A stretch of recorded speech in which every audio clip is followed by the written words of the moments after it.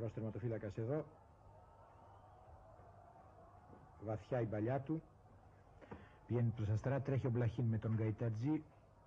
Χάνει την ισορροπία του Γκαϊτατζής, φεύγει ο Ρώσος κυνηγός από τα αριστερά.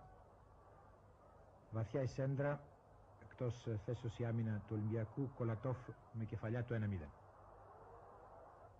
4 λεπτά μετά το 1-0, το γκολ του Κολατόφ, ο Βερεμέεφ θα χτυπήσει το κόρνερ.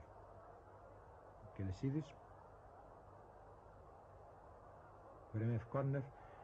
Επίδυσε η μπάλα στο στήθος του Κελεσίδη. Ο Κολατόφ ήταν πολύ κοντά, την έστειλε στα δίχτυα του Ολυμπιακού, το 2-0. Σε διάστημα 4 λεπτών 2-0 υπέρ της Δυναμό. Δεν πτωείται ο Ολυμπιακός. Θα περάσει τώρα στην επίθεση ο Σόκος με τον Γκαϊτατζή.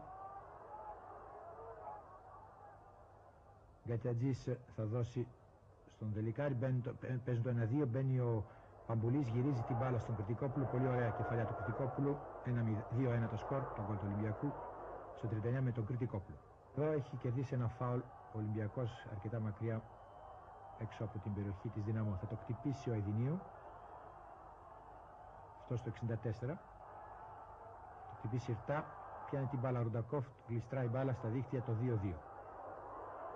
Και πέρα βέβαια παίζονταν το παιχνίδι, έγιναν επιθέσεις.